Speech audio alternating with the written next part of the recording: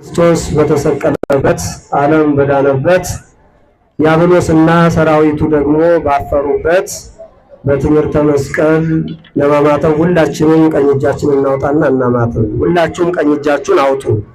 በስመ አብ ወወልድ ወመንፈስ ቅዱስ አሐዱ አምላክ አሜን። በባህሪው ሞት በመንግስቱ ሽረት ሳይኖርበት ለዘላለም ነግሶ የሚኖር የዘላለም ንጉስ የሰላም አባት ንጉሳችን አባታችን መምህራችን መድኃኔ ዓለም ክርስቶስ ከባህሪ አባቱ ከአብ ከባህሪ ሕይወቱ ከመንፈስ ቅዱስ እንዲሁም ንጽህና ቅድስናን ጌጥ ሽልማት ካደረገች ከእናቱ ከእናታችን ከመቤታችን ቅድስት ድንግል ማርያም ጋር እንዲሁም ዓለምን ለማዳን የተጠቀመበት መሳሪያ ባደረገው ከዕፀ መስቀሉ ጋር እንዲሁም ከሌሎቹም ቅዱሳን ጋር ስሙ ዛሬም ዘወትርም እስከ ዘላለሙ ድረስ የተመሰገነ ይሁን። አሜን አትሉም? ምእመናን ለዚህ ዕለት መድረሳችን ደስ አላሰኛችሁም? ደስ ብሏችሁ ከሆነ በድጋሚ በደንብ ልል ብላችሁ አመስግኑት። እግዚአብሔርን ደግማችሁ አመስግኑት። ለእናታችን ለቅድስት ድንግል ማርያም፣ ለቅዱሳን መላእክት፣ ለነቢያት፣ ለጻድቃን፣ ለሰማዕታት፣ ለሁሉም ቅዱሳን እግዚአብሔር በሰጣቸው ክብርና ሞገስ ልክ ክብር ምስጋና ይድረሳቸው። ለዕፀ መስቀሉም ክብር ምስጋና ይግባው። ኧረ ተው አሜን በሉተው። እንደ እግዚአብሔር ቅዱስ ፈቃድ በዛሬው ዕለት ተሰብስበናልና የተሰበሰብንበትን ምክንያት ለመማር በቅድሚያ የተከበራችሁ ሁላችሁም የቤተ ክርስቲያን አስተዳዳሪዎችና እንዲሁም ሊቃውንተ ቤተ ክርስቲያን አባቶች እንዲሁም የመንግስት አካላት ይህን በዓል ለማክበር ለማጀብ የመጣችሁ እንግዶቻችንን እንደየማዕረጋችሁ በመንፈሳዊም በስጋዊም እንደ ማዕረጋችሁ ረገድ ሁላችሁም የእግዚአብሔር ቤተሰቦች አንድ አምላክ በሆነ በአብ በወልድ በመንፈስ ቅዱስ ስም ሰላም እላችኋለሁ። እንደምን ሰነበታችሁ? እንደምን ከረማችሁ? እንደምን ዋላችሁ? እግዚአብሔር ይመስገን ብለን እንድናመሰግነው በቸርነቱ ጠብቆ ከዚህ ዕለት አድርሶ በዓሉን እንድናከብር ለፈቀደልን ለአምላካችን በድጋሜ ክብር ምስጋና ይድረሰው። እንደ እግዚአብሔር ቅዱስ ፈቃድ የዓመት መስቀሉና ስለዛ በዓል ምንነት ለተሰነች ደቂቃ እንማማራለን። አምላካችን በመካከላችን ተገኝቶ እንዲመክረን ያስተምረን ቅዱስ ፈቃዱ ይሁንልን። እስማሮ ክዱን ዘይትከሰት የማይገለጥ የተሰወረ የለም። ይህን ቃል ሁላችሁም ከኔ ጋር ብትሉት ደስ ይላል። ምእመናን የተሰወረ በሉ። የማይገለጥ የለም። የተሰወረ የማይገለጥ የለም። ሶስተኛው እናንተ በሉት ሁላችሁም አፍ ያለው ሁሉ ማለት ነው። የተሰወረ የማይገለጥ የለም። የማቴዎስ ወንጌል ምዕራፍ 10 ከቁጥር 26 ላይ የምናገኘው ኃይለ ቃል ነው። እግዚአብሔር አምላካችን ለሰው ልጆች ብዙ ጸጋና ክብርን ሰጥቷል። ከሰጣቸው መካከል ግን የመጀመሪያው ሰውን በአርአያውና በአምሳሉ መፍጠሩ ነው። ሰው ግን ብዙ ክብርና ጸጋ ተሰጥቶት ብዙ የደበቀው ነገር አለ፣ ብዙ የሸሸገው የሰወረው ነገር አለ። ከእውነት ውሸትን፣ ከብርሃን ጨለማን፣ ከመልካም ነገር በጎ ነገር እግዚአብሔር የሰጠውን ጸጋ ሁልጊዜም ሲሰውርና ሲደብቅ ይኖራል። እግዚአብሔር ደግሞ ሲገልጥልን እኛ ወደ እሱ ወደ ቀኝ ሲመልሰን፣ ሲያበራልን፣ ሲያድነን፣ ሲመግበን፣ ብርሃኑን ሲያለብሰን ይኖራል። የሰው ልጅ እንግዲህ ይህ ሁሉ ጸጋ ተሰጥቶት ከጸጋ ሁሉ በላይ በእግዚአብሔር አርአያና አምሳል መፈጠር ነው። ከዚህ በላይ ጸጋ የለም።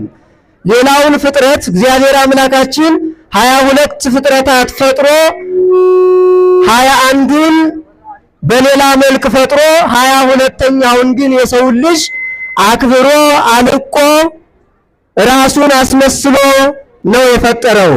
ታዲያ የሰው ግን እግዚአብሔር የሰጠውን ጸጋ ቀብሮት ይኖር ነበር። መድኃኔ ዓለም ክርስቶስ ለፍጥረቱ የሚራራ አዛኝ ስለሆነ ጊዜው ሲደርስና ነቢያት ያናገረው ትንቢት ዕለቱ ሲደርስ ወደዚህ ዓለም መጥቶ ከድንግል ማርያም ከስጋዋ ስጋ ከነፍሷ ነፍስ ነስቶ ዓለምን ለማዳን ወደደ። ብቶም አልቀረ በመስቀል ላይ እስከ መሰቀል ድረስ ወዶ ፍቅሩን ገልጦ ዓለምን ለድነት አብቅቶታል። ምን ማለት ነው? እግዚአብሔር የሰው ልጅ ሲፈጥረው ለድነት ነበር የፈጠረው። ሰው ግን ሰውሮት ይኖር ነበር። ሰው ግን ደብቆት ይኖር ነበር። ያን እውነት ያን ብርሃን ጨለማ ውስጥ ከቶት ነበረ። እውነቱን በሐሰት ለውጦት ነበር። የእግዚአብሔርን ትምህርት በአጋንንት ትምህርት ቀይሮት ነበር። እግዚአብሔር ግን መውደቃችን በግራ አጋንንት መጠቅጠቃችን አይቶ ራሱ ድጋሜ ደግሞ ትናንት አርአያን ሰጥቼ ፈጥሬያችሁ ነበረ፣ አሁንም ደግሞ ያን ባሪያው በአምሳሉ የፈጠረውን ሰው ለማዳን ሲመጣ የእኛን ስጋ ለብሶ መምጣት ሆኖበታል ማለት ነው። ስለዚህ መጥቶ ደግሞ የሰውን ልጅ ለማዳን በመስቀል እንዲሰቀልም በትንቢት አናግሮ ነበር። ለአዳምም የገባለት ቃል ኪዳን ስለነበር የሰውን ልጅ ነፃ ለማውጣት የተጠቀመው በመስቀል ተሰቅሎ በመስቀል ሙቶ ነው። ታዲያ ይህን መስቀል ክፉ ሰዎች ወይም ደግሞ የክርስቶስ ተቃዋሚ የሆኑ ለምን ዓለምን አዳነ?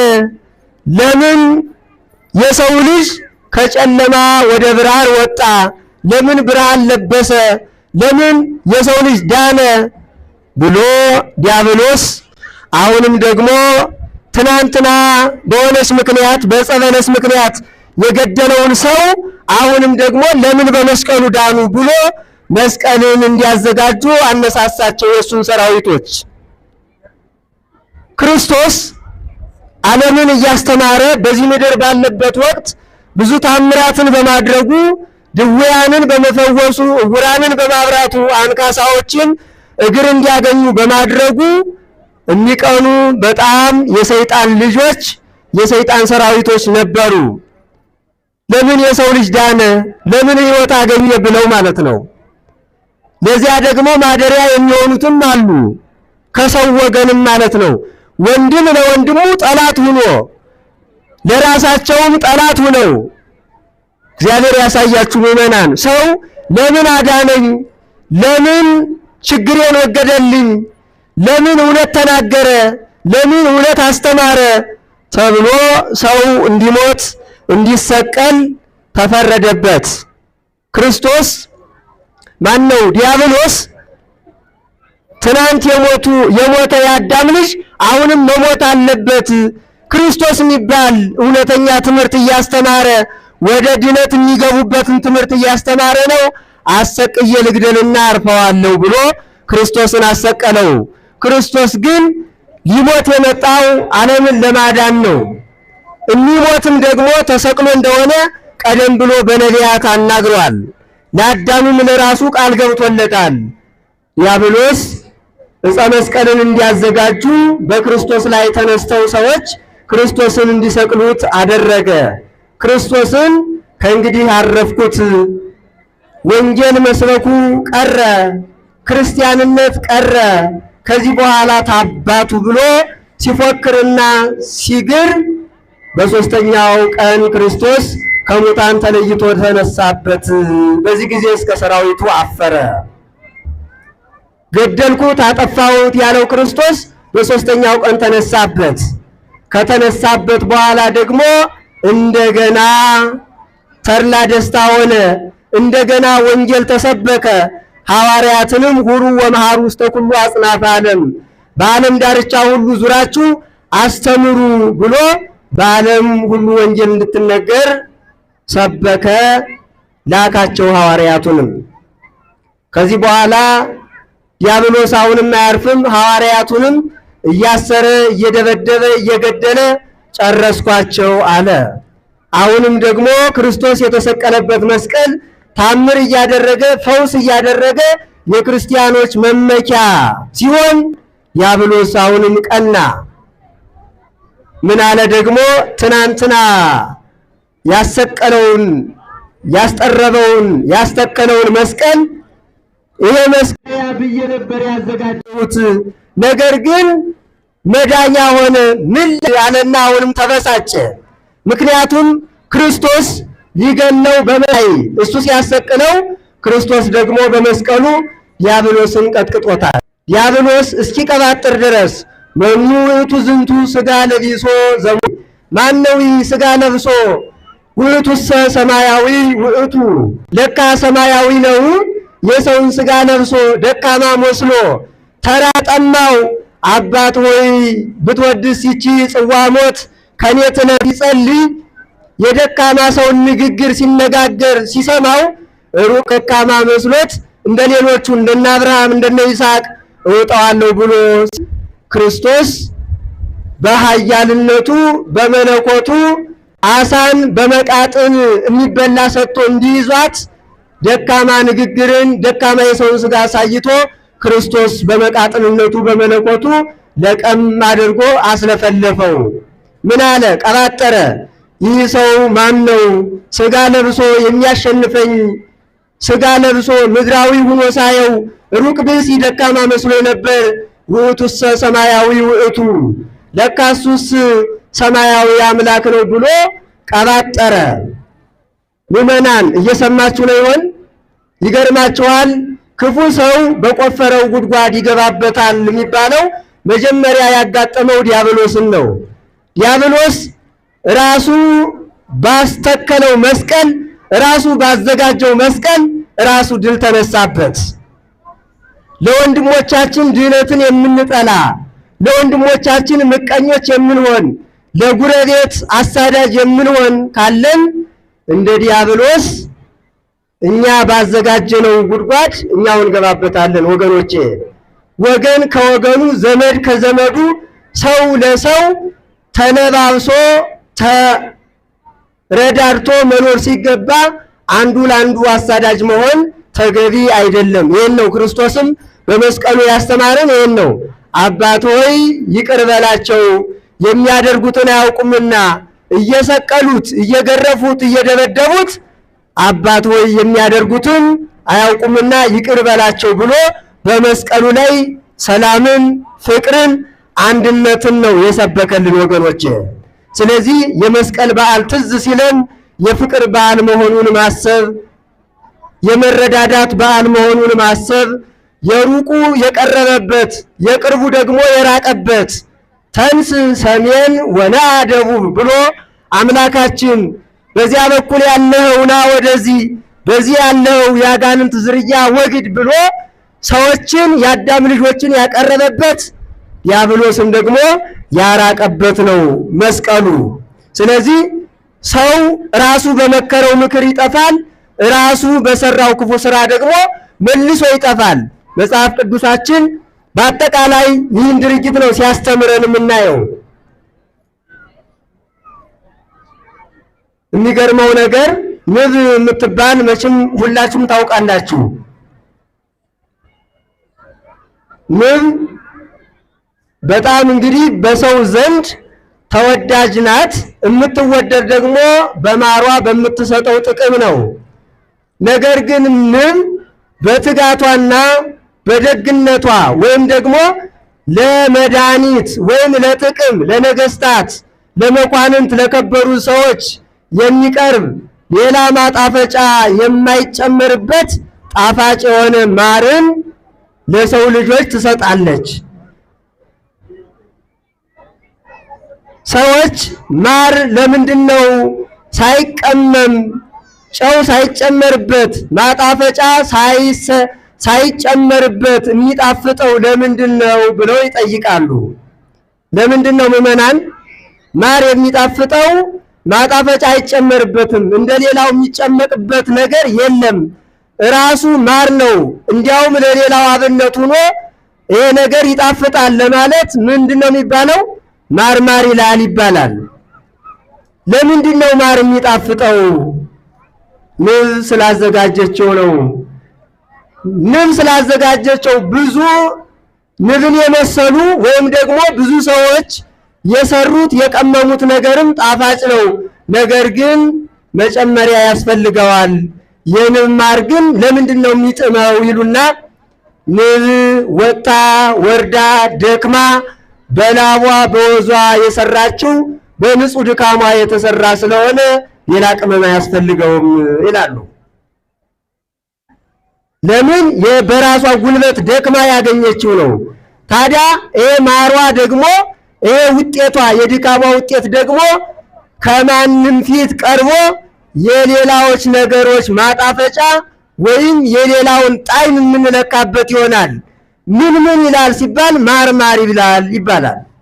ታዲያ ይሄን ታላቅ የሆነ ማር የምታስገኝ ንብ አንድ ችግሯ ምንድነው ብትሉ ሰው ትነድፋለች፣ በመርዟ ትወዳለች። ነገር ግን እሷ ደግሞ ሰውን በወጋችበት ዕለት ትሞታለች ይላሉ። የቤተ ክርስቲያናችን ቅዱስ ዮሐንስ አፈወርቅ የተባለው ሊቅም ንብ መቼ ትሞታለች ብትሉ ሰውን የነደፈች ዕለት ትሞታለች ይላል።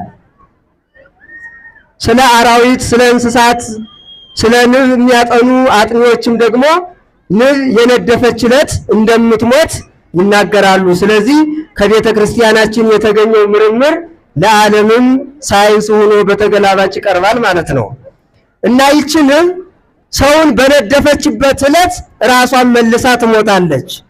ዲያብሎስ ራሱ ባሰቀለው ክርስቶስ ራሱ ባስተከለው መስቀል ድል ይነሳል። ቅዱስ ያሬድ ይህን ይወስድና ምን ይለዋል? ሶበሰ አይመረ ሰይጣን በመስቀሉ ለወልድ ከመይሰደድ። ዲያብሎስ በመስቀሉ በክርስቶስ መስቀል መሰደዱን ቢያውቅስ ኑሮ እምያም ከሮሙ ለአይሁድ ከመይትክሉ ዕፀ መስቀል፣ አይሁድን ዕፀ መስቀልን ይተክሉ ዘንድ ናዝራዊ ከመይስቅሉ ክርስቶስ ናዝራዊ ክርስቶስን ይሰቅሉበት ዘንድ ማህየዊ ከመይቅትሉ ማህየዊ አዳኝ የሆነውን ይገሉት ዘንድ ባላነሳሳቸው ባልመከራቸው ነበረ ብሎ ይናገራል። ስለዚህ ወገኖች ዲያብሎስ ይህን መስቀል የምናከብርበት ዲያብሎስ ክርስቶስን ለመግደል ክርስቲያኖችን ለመግደል የድነት እንዳያገኙ ብሎ ያስተከለው መስቀል ነበር።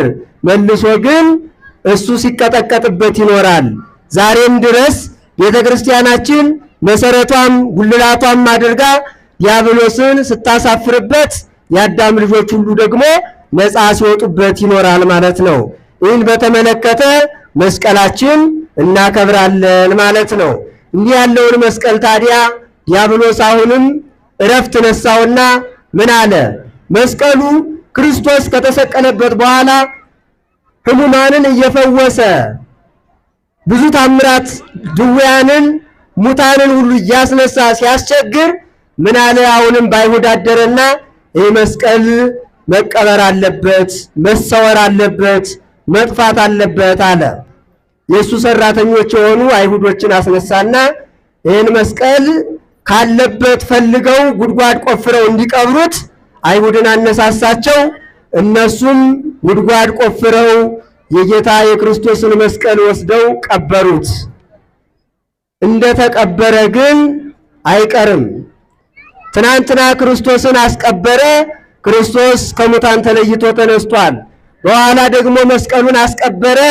ከ300 ዓመት በኋላ እሌኒ የተባለችውን ቅድስትና ንጽሕት እውነተኛ ኦርቶዶክሳዊት የመስቀሉ ፍቅር ያደረባት ክርስቶስ በወንጌል ምን ብሏል? ሊከተለኝ የሚወድ ቢኖር መስቀሌን ተሸክሞ ከኋላዬ ይከተለኝ፣ በመስቀል የተቀበልኩትን መከራ እያሰበ ይኑርበት ብሎ በወንጌል አስተምሮ ነበርና ያ ትምህርት የገባት ያ የወንጌል ቃል ልቧን የሰበረው ትልቅና ገናና የሆነች እናት የንጉሥ ቆስጠንጢኖስ እናት በሦስተኛው መቶ ክፍለ ዘመን በሮም ነግሶ የነበረው የቆስጠንጢኖስ እናት ንግሥት እሌኒን መስቀሉን እንድታወጣ አነሳሳት።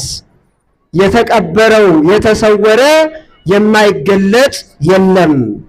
ክርስቶስን ሰወርኩት፣ ደበቅኩት፣ አጠፋሁት ያለ ክርስቶስ ያሉ አይሁድ በትንሣኤው እንዳፈሩ አሁንም መስቀሉን አጠፋነው፣ ሰወርነው፣ ሸሸግነው፣ ደበቅነው ሲሉ ጊዜውን ጠብቆ እውነት ተገለጠ። መስቀሉን እንዲወጣ ቅድስት እሌኒ በዛሬው ዕለት የመስቀሉን ፍለጋ ለብዙ ጊዜ ስትደክም ስትፈልግ ኑራ ወደ ኢየሩሳሌም ገብታ በቃና ዘገሊላ፣ በቤተልሔም፣ በጎልጎታ፣ በቀራንዮ በእነዚህ ታላላቅ ቦታዎች ሁሉ ሰባት ሱባኤ አድርሳ መስቀሉን የሚገኝበትን ሁኔታ ታፈላልግ ጀመር። ከዚህ በኋላ ከአይሁድ ወገን አጠያየቀች፣ አፈላለገች። የሚነግራት 300 ዓመት ሆኖታል። ደግሞ ይገርማቸዋል። አይሁድ መስቀሉ መቼም ክፉ ሰው በሰራው ስራ ሲደነግጥ ነው የሚኖር።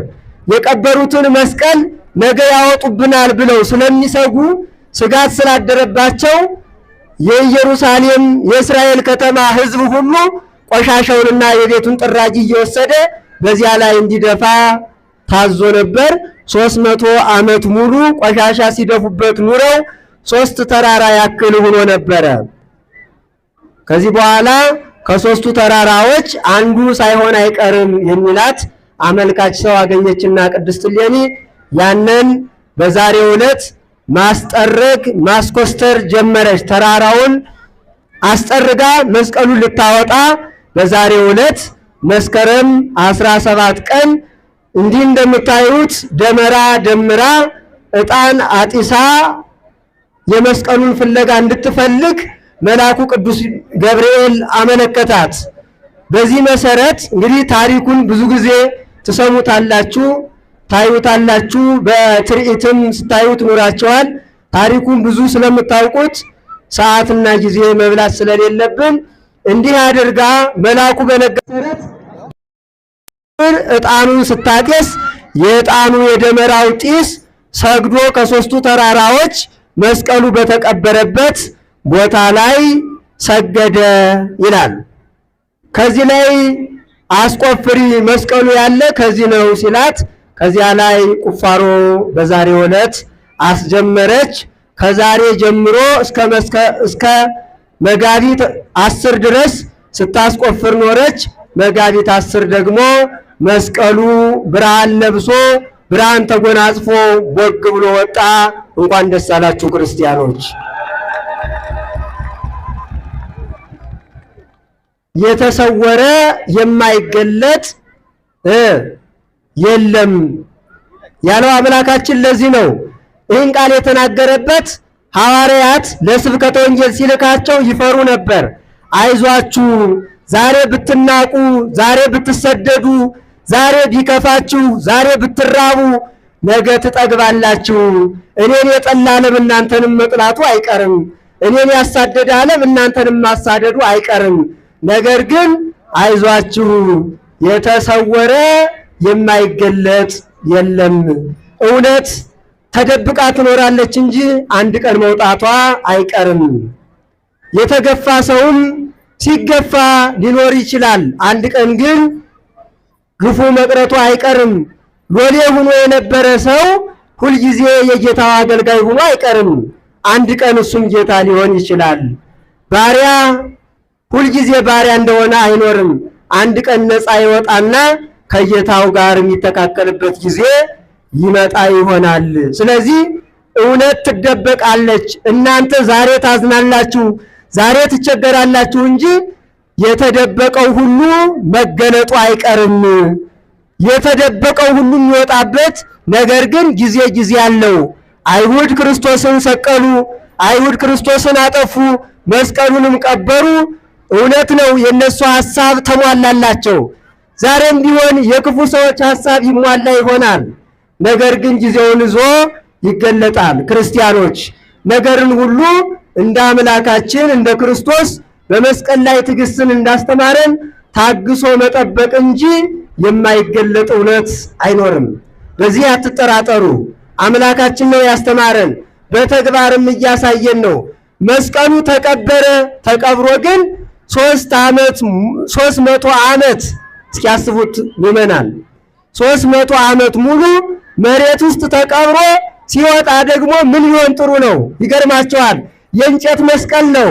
እንጨት 300 ዓመት ቀርቶ 3 ዓመት መሬት ውስጥ ብንቀብረው ምን ይሆናል? በደህና ይወጣል እንጨት።